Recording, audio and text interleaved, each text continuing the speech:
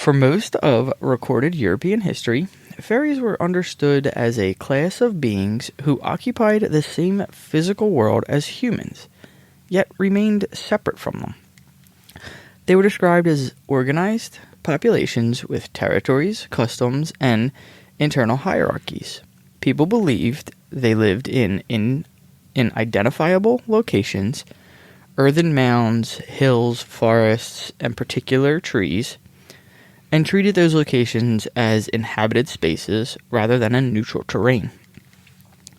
Belief in fairies shaped daily behavior. It influenced where people built homes, how they traveled, what land they cultivated, and how they explained misfortune.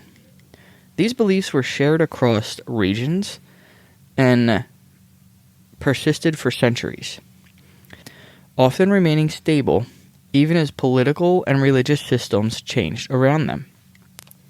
This episode traces how fairies were understood in the earliest sources, how those understandings developed over time, and how they were eventually transformed into the figures that appear in the modern pop culture.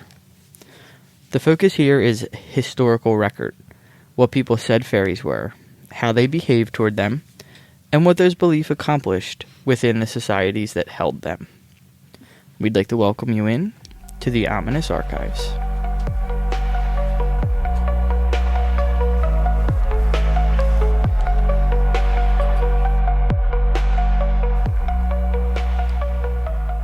Welcome. I am Nick. No, I'm Em. And we are covering fairies today. I'm so excited about this one. So am I. This could be a long one. I don't care, it's worth it. It's such a fun topic. Yeah, I mean, it might be a two-parter. Like, we can get into everything that, like, we're going to cover, and then you can always deep dive into each individual fairy itself. Because there's, like, multiple ones. And, like, there's so many different things. I just was touching up on just some knowledge about them on my way home from work. And, you know, gnomes and all kinds of different things are listed as fairies. It's wild.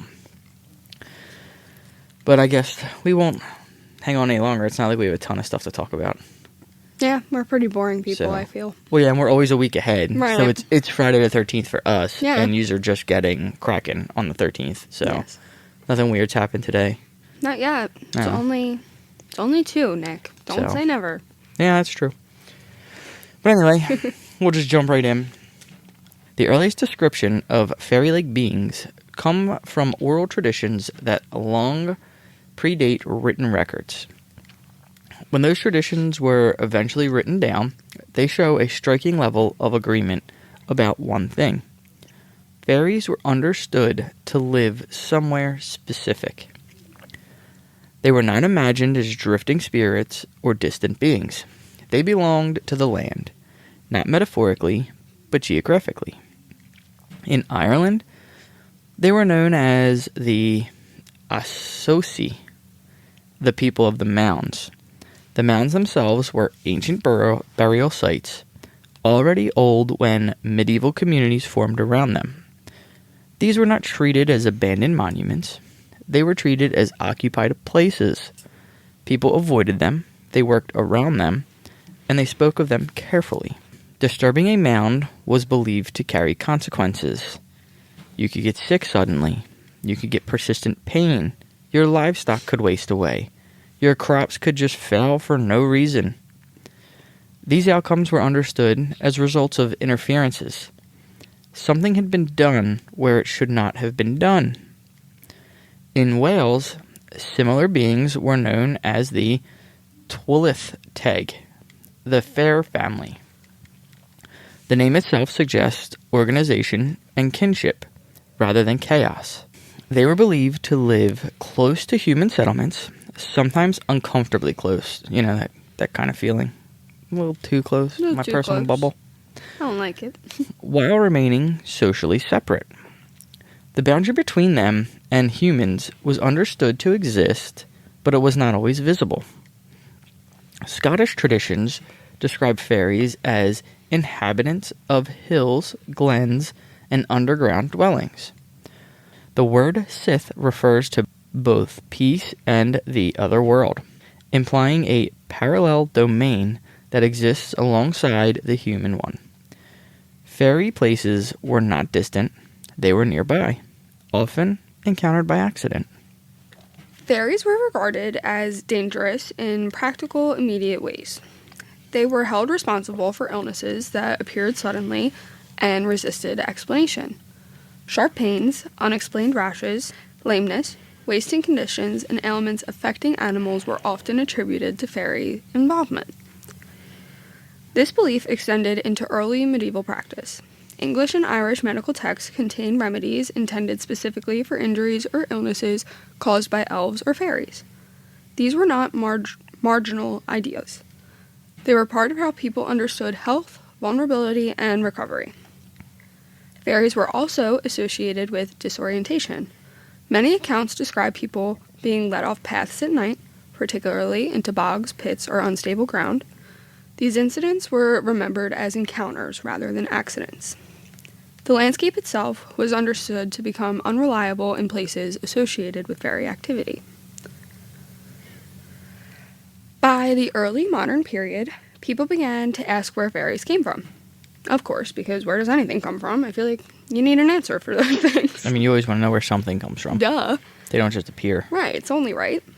One explanation, recorded in Cornwall, held that fairies were the souls of ancient pre-Christian inhabitants of the land. Similar beliefs were recorded in Wales, where some people described the Tylwyth Teg as the spirits of Druids who died before Christianity arrived. These spirits were understood to exist in a suspended state, neither condemned nor redeemed, remaining present in the world they once occupied. In Ireland, fairies were often identified with the Tuatha De Danann, a mythic race associated with power, sovereignty, and magic. After defeat, they were said to have withdrawn into the mounds, continuing their existence beneath the surface of the land. In this framework, fairy mounds were in trances. Fairy rings, naturally occurring circles in grass or mushrooms, were treated as gathering places or crossing points. They marked areas where interaction was more likely and where caution was required. So you know what I have to relate this to? There's an episode of Bluey. Of course there is. There's always an episode of Bluey. Oh man, it's almost like I just watch it way too much. But there's an episode called Fairies, and it's pretty good. There's fairy rings, but here they're talking about how it's for interaction. Bluey, she gets stuck dancing. Of course. And then they have to use bingo to knock Bluey out. And they're like, why did we think? Yeah, it's great. Anyway, over time, descriptions of fairies began to emphasize appearance as well as behavior. Some sources describe them as strikingly beautiful, particularly in female form. This beauty was treated as a hazard rather than a reassurance. In these accounts, attraction increased the risk of harm rather than softening it. Green appears repeatedly in descriptions of fairy clothing and surroundings, reinforcing their association with vegetation, uncultivated land, and places where human control was incomplete. Across Ireland, Wales, Scotland, and England, descriptions of fairy remained remarkably consistent. They were humanoid beings who spoke, worked, celebrated, and organized themselves socially. They differed from humans in subtle yet persistent ways: proportion, movement, expression, and presence. By the medieval period in England, fairies appear frequently in written accounts. They are described as varied in sizes, temperament, and behavior. During the Tudor and Stuart periods, they were increasingly classified as beings of a middle nature, occupying a position between humans and angels. Under the broad category of fairy fell brownies, hobgoblins, banshees, pixies, elves, goblins, and imps, each associated with particular roles. Fear of fairies shaped everyday behavior. People avoided saying their names, chose routes carefully, and designed homes with fairy paths in mind. These practices were responses to a perceived presence. I heard people would leave doors open so a fairy could just go straight through. Yeah. And they'd make the house instead of square round, so certain types of fairies couldn't find a corner. Right. Taken together, these accounts point to a shared understanding, fairies as non-human populations bound to a place, living close enough to matter and powerful enough to require attention. Then Christianity spread. And as it spread across Europe, beliefs in fairies posed a persistent classification problem. Fairies did not fit clearly into Christian categories. They were not angels, but they weren't demons in any simple sense, and not human souls as theology normally defined them. Christian writers responded in different ways, but no single explanation displaced the older, local understanding of fairies as inhabitants of the land. Some theologians proposed that fairies were fallen angels of a middle kind, excluded from both heaven and hell. Others identified them as deceptive spirits. These explanations sought to incorporate fairy belief into Christian doctrine, but they had only a limited effect on everyday practice. Among lay communities, fairies continued to be treated as neighbors governed by their own customs rather than as moral agents enforcing divine law. Accounts of fairy encounters remained particular rather than moral. People describing being summoned, escorted, or detained in accordance with rules they did not fully understand. One of the most frequently reported features of these encounters was temporal distortion. A brief stay in fairy company, followed by the discovery that years or even generations had passed. Harm resulted from a procedural error rather than sin. By the 17th century, writers began to observe a new limitation. The Scottish minister Robert Kirk recorded that those with the second sight could perceive fairies only on an ancestral land, ground inhabited by their people for generations. Away from that soil, the sight failed. This observation marks an important shift. Fairy encounters diminished not only with the spread of Christianity, but also with the movement. As Europeans became increasingly mobile and began to colonize distant lands, the continuity that sustained fairy perception weakened. The loss was understood as geographical rather than theological. Even in the modern period, writers such as C.S. Lewis, a scholar, argued that fairies did not disappear because they were disproven, but because people lost the habits of attention, humility, and rootedness that once made such encounters possible. In this view, fairies did not leave the world. People left the conditions under which they were seen. From pre-Christian Europe well into the modern period, many people believed that supernatural beings could and did exchange their own children for human ones. These exchanges were described in practical terms. Fairies or other non-human beings were thought to take healthy humans, infants, and leave behind their own offspring, often described as weak, malformed, or burdensome. The reasons given were consistent. Some beings were believed to need human vitality to strengthen their own diminishing populations. Others were thought to exchange children simply to trouble human households. In either case, the exchange was understood as deliberate. What makes the changeling belief unusual is how long it lasted. Folklorists writing in the late 19th and early 20th centuries repeatedly noted that these were not ancient legends, but living beliefs. As late as the 1920s, people in parts of rural Germany were still taking precautions to prevent infant exchange, which is insane. Mm-hmm. Similar beliefs appear outside Europe as well, including accounts from Egypt describing the jinn stealing human infants and leaving substitutes in their place. Changelings were identified through behavior rather than appearance alone. They were often described as endlessly hungry, physically stunted, or strangely heavy. Some never learned to speak, others cried constantly. What frightened people most was the sense that the child did not change. Years passed, and the child remained the same, dependent, demanding, and unresponsive. Many changelings were believed to be far older than they appeared. Folktales describe them revealing this age accidentally, speaking with the voice or knowledge of something ancient. In some stories, a changeling was said to have lived through forests, growing and dying, or through generations of the same family struggling to feed it. This idea, that a changeling might never mature or die, made the fear worse. A single exchange could mean a lifetime, or several lifetimes, of hunger and care. Families imagined themselves trapped, unable to outlive the burden. Not all responsives were violent. Some traditions held that changelings could be exposed rather than harmed. One widespread belief was that a changeling could be forced to reveal itself through surprise. Preparing food in absurd ways, such as cooking stew in eggshells, was believed to provoke laughter or speech.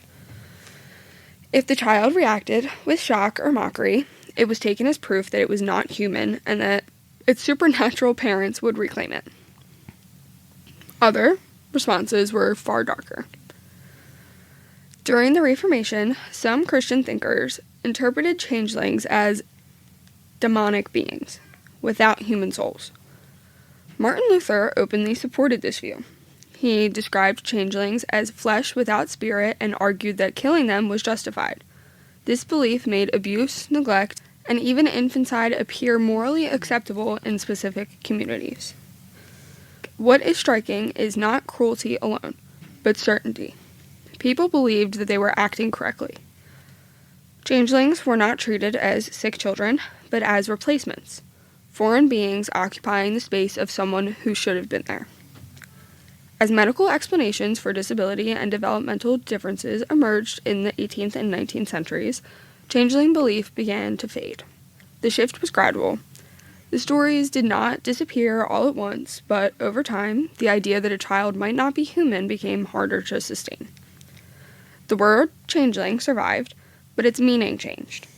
What had once been named a real and terrifying possibility became a historical term, one that records how people once tried to make sense of care, fear, and endurance inside the home. Changelings were rarely thought of as fairies in their own right. In most European traditions, the fairies were the agents, the ones who took the human child, while the changeling was a dependent or remnant of fairy society left behind in the exchange. Some fairies were believed to live in close proximity to human dwellings, near farms, within adjacent hills, beneath floors, or in structures bordering settled land. These fairies were believed to closely observe human routines. They were familiar with births, illnesses, shortages, and domestic rhythms. Changelings are most often associated with this group. These fairies were taught to engage in exchange out of necessity. Some traditions held that they could not reproduce reliably. Others suggest that they required human vitality to maintain their population. Children were taken not as punishment, but as resources. These fairies were often described as conditional. They responded to courteous, generous, and careful behavior. In some cases, they were believed to return the children they had taken if certain conditions were met. Their danger lay in their attentiveness and proximity rather than overt hostility. A second category appears in accounts of adult abductions. These fairies were often described as moving in groups, sometimes called courts, companies, or routines. They travel through the landscape at night along specific routes and were frequently accompanied by music, lights, or movement. These fairies took adults rather than children. Musicians, midwives, shepherds, hunters, and solitary travelers appear repeatedly in these accounts. The individuals taken were not random. They possessed skills that fairy communities were believed to value: music, healing, navigation, or knowledge of liminal spaces such as birth and death. Adults taken by these fairies were not always held permanently. Some returned after what they experienced as a short absence. Others returned altered, withdrawn, distracted, unable to resume their former lives fully. They were often regarded as having crossed a boundary that could not be entirely undone. Time distortion is especially prominent in these encounters. A night spent with the fairy host might correspond to years passing in the human world. These experiences are recorded as disruptions of order rather than moral lessons. I think the whole time thing of that is crazy. Yeah. Like the, You could be with them for a few hours and a few weeks went by. yeah, what the heck am I thinking of? I think Halloween Town is the first thing that I just thought of. How, like, the time in Halloween Town is, like, it's Yeah, like it's a, slower, right? yeah, it's like a year in Halloween Yeah. Town and a day in, like, or I think it's opposite. Yeah. Mm-hmm. That and, like, it brings you back, too, to, like, the national park disappearances. Mm-hmm. Where you're just gone. like, time and then all of a gone. sudden, here you are again. Yeah. Not all fairies, though, engaged in exchange. Some were described as explicitly hostile and territorial. These fairies were associated with dangerous landscapes, bogs, pits, rivers, dense forests, and unstable ground. Encounters with them are rarely involved in negotiation or return. These beings were blamed for leading people astray at night, drawing them off paths, puckwudgies, and into places where injury and disappearances was likely. Do you hear me make myself laugh? I laughed at you. I'm not gonna lie. That one made me giggle. It's the first thing I thought of. Yeah. I could It's like throw puckwudgies in there with, Yeah. like, My fairies, brain kind of. does bluey puckwudgies. Yeah. Like And apparently Ouija just- boards. Don't forget about the Oh, Ouija yeah. boards. There's always somebody Well, not closing a Ouija board. Maybe in one of your other stories. Maybe in one coming up. Yeah. We should do an episode on just like Ouija board experiences. We should. That'd be fun. Anyway. Anyway. Unlike household or courtly fairies, they were not described as responsive to courtesy or offerings. Their behavior enforced boundaries rather than relationships. People did not attempt to appease these fairies. They avoided them. This category includes figures such as the Banshee, who did not abduct but signaled death, and other regional beings associated with the removal rather than exchange. We're going to do an episode on the Banshee, Yeah. because they're wild. Anyway, their presence marked danger rather than opportunity. Some accounts describe fairies whose interactions with humans ended in permanent loss. These fairies were associated with draining vitality, causing wasting, illness, or taking individuals who never returned. They appear less frequently in records, but their constant presence suggests a recognized category. These beings were not interested in coexisting. They removed humans from circulation entirely. Encounters with them were often linked to isolation, night travel, or repeated intrusion into restricted spaces. Oh, it kind of makes me feel like there's like you're like the dark and the light side fairies. Mhm. You're the ones that are like, oh, we'll coexist if you Yeah. want to help, like, and give us some things or whatever. And then we have the guys who are like, no, Yeah. every human needs to be eradicated. So, alongside stories of abduction and exchange, European traditions describe a range of fairy beings distinguished by their behavior, location, and relationships with humans. These were not abstract classifications, but working distinctions used to predict risk. Seelie court fairies were understood as socially ordered and conditionally cooperative. They interacted with humans who followed proper conduct and responded positively to respect, gifts, and restraint. Unseelie court fairies occupied the opposite position, as I feel like you could imagine. Mm-hmm. They were associated with disruption, cruelty, and harm. They were believed to interfere regardless of human intention. Avoidance rather than negotiation was the usual response. Brownies were domestic spirits tied to specific households. They performed labor quietly and without acknowledgement. Direct payment or excessive attention was believed to drive them away, which is so crazy to me. Did you ever think of getting brownie points?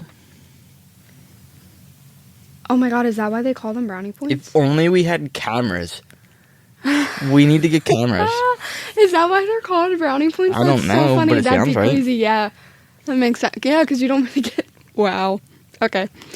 Pixies were associated with movement, sound, and confusion. They were known for leading people astray, particularly in rural or liminal spaces, and were rarely considered harmless despite their playful reputation. Cornish pixies are especially harmless. Yeah. Oh, yeah. Cornish pixies? Banshees were linked to specific families rather than places. Their cries were understood as warnings of imminent death, and their presence inspired both fear and respect. Leprechauns, these are my people. Leprechauns were solitary figures associated with concealment and guarded resources, and encounters emphasized secrecy rather than exchange. Selkies belonged to coastal traditions. Their stories focused on transformation, marriage, and loss, often ending in permanent separation rather than resolution. Dryads were tied to individual trees and forests, representing localized presence rather than a roaming agency. Will-o'-the-wisp appeared as moving lights near dangerous terrain, particularly bogs and marshes, and were blamed for fatal misdirection. Elemental spirits were associated with earth, air, fire, and water. They were treated less as personalities and more as forces embedded within the environment itself. Taken together, these figures reflect a shared assumption. The world was inhabited by many kinds of non-human beings, each with different habits, tolerances, and dangers. Survival depended on knowing which rules applied and when. Human responses to fairy risk focused on prevention rather than confrontation. People did not attempt to overpower fairies. They aimed to make themselves, their homes, and their animals difficult to interfere with. Across regions, specific materials and actions were believed to dispel fairy presence or discourage attention altogether. Iron was the most widely trusted deterrent. It could be used in almost any form. Knives, pins, horses, tongs, door bolts, or nails. Iron objects were placed near cradles, beds, thresholds, and livestock. Its presence alone was believed to mark a space as defended. Fire and heat served a similar function. Burning coal carried by travelers was thought to prevent misdirection or abduction. I mean, I guess you'd never really figure that out if somebody still went missing. True. Smoke from burning rags, peat, or leather was used to drive fairies away from homes, farms, and women in childbirth. Plants and natural objects marked boundaries. Rowan and hawthorn were used to signal protected space, often reinforced with red thread. Hold stones, known as adderstones, were worn or hung in briars and stables. Nettles laid on milk churns prevented interference with dairy work. These items didn't harm fairies, but they did define limits. Some substances associated with preservation and transformation were especially important. Salt was added to food or carried with milk to prevent fairies from stealing. Amber beads sewn in the children's clothing were believed to prevent abduction. Some protections relied on disgust or disruption rather than symbolism. Blood was believed in some regions to drive fairies away. Burning leather and the presence of certain animals, such as a black cockeriel, served the same purpose. Strong smells were repeatedly emphasized as effective. Finally, religious items were often included, especially after Christian influence increased. Bibles, prayer books, palms, or even torn pages were carried or placed openly. Straw or hair crosses were often woven for livestock.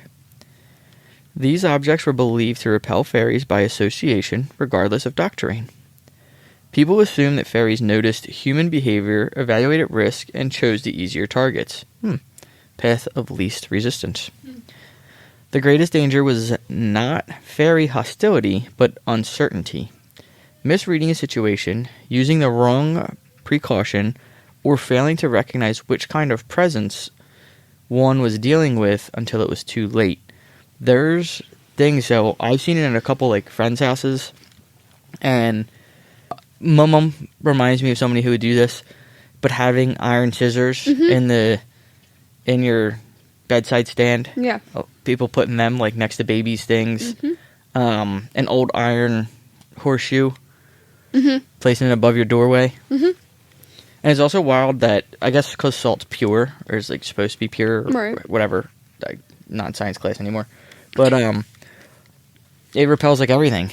Ghosts, like you put a line they can't cross, and Frank just watched a scary movie where, I don't know what, the grandmom or whatever was possessing people, or I don't know what the heck she was doing, but whatever it is, these people went nuts. But if you put a salt line down, they couldn't cross it, but if you crossed the salt line, it was like all bets were off. It was weird. It was weird. But I only saw a little bit of it. It all comes back to salt. Yeah, it comes back to salt and iron. The fairies' shift coincided with a physical change. Enclosure, industrial development, and urban expansion disrupted the landscapes that had anchored fairy belief. As fairy sites disappeared or were rendered inaccessible, fairies themselves became less immediate. By the early modern period, fairies increasingly moved from lived belief into literature. In English writing, figures such as Oberon, Tiana, and Puck became widely known through A Midsummer's Night Dream. Here, fairies still interfere in human lives, but their actions have narrative consequences rather than long-term harm. Recent horror also returns explicitly to older fairy models, as seen in The Watchers by A.M. Shine and its film adaptation. The story presents fairies as organized, territorial beings who closely observe humans to take their place in society. Film has done the most to stabilize a single fairy image. Animated adaptations by Disney, including Cinderella, Sleeping Beauty, and Beauty and the Beast, established fairies as winged and morally instructive. Later live-action films, such as Maleficent, revisited these stories, often reframing villains and emphasizing personal motivation. Two figures mark the endpoint of this transformation. My girl Tink. Tinkerbell reduces the fairy to an emotional individual whose existence depends on belief, while the Tooth Fairy turns supernatural exchange into a comforting childhood ritual. Risk is removed, but the structure remains. Despite these changes, certain features endure. Fairies remain tied to place, exchange, and altered consequences. Even after hours of research and reading up on the lore of fairies, this episode barely scratches the surface. Historical records describe hundreds of different fairy beings, many of them known only in specific places. Across Europe, fairies were known by many names. In Ireland, the Aesi. In Wales, the Tylwyth Teg. In Scotland, the Seath. In England, elves, fays, or the good folk, a careful name, chosen to avoid offense rather than express affection. The names changed, the fear did not. Fairies were understood as non-human populations who shared the land and enforced their own boundaries. They caused illness, they led travelers astray, they took children and adults. Some were returned, altered, many were not. These beings did not judge morally or reward virtue. They reacted to the intrusion. There were fairies associated with growth and fertility, as well as with forests and fields. Some were said to help when treated correctly. But even these were never safe. Their favor was conditional, temporary, and easily withdrawn. Respect reduced risk, it did not eliminate it. The fairies most firmly rooted in memory were the dangerous ones, who exchanged children, those who drained vitality, those who removed people from the world entirely. People adapted. They placed iron near beds, carried fire and salt, avoided certain trees and hills, and learned when not to speak or linger. As landscapes changed, the communities became mobile. Fairies retreated from daily life into stories. They shrank. They softened. But the older version never vanished entirely. In dark tales and uneasy places, fairies still appear as they once were, organized, indifferent, and unmoved by human intention. I think it's I kind of almost like it's that whole magic thing where as you grow up and you get into like adulthood, like you don't see ghosts or you don't do that because you're not aligned. Right. And I feel like you have to keep yourself in line. And like as adults, we get so like stressed and we're told not to believe in things and this and that because this is how it's supposed to be. And it kind of like shuts that switch off in you. Yeah. And I think it takes a lot to get that switch to like turn it back on. But like little kids see it, they see them and they can do all that stuff all the time because they're so innocent and they're just open to everything. Like they don't know. You know? Yeah, I agree. But anyway, thank you for tuning in. And please make sure to follow us on the socials by searching Ominous Archives. This episode was written by Sam from Scare Me Sam. And you can check out her podcast where she reviews horror, thriller, and dark fantasy books. Alright, that's going to definitely wrap us up because it sounds like there's something going on downstairs in the Ominous Library. And we're going to send M to go check it out. So stay weird and stay haunted. See ya! See ya!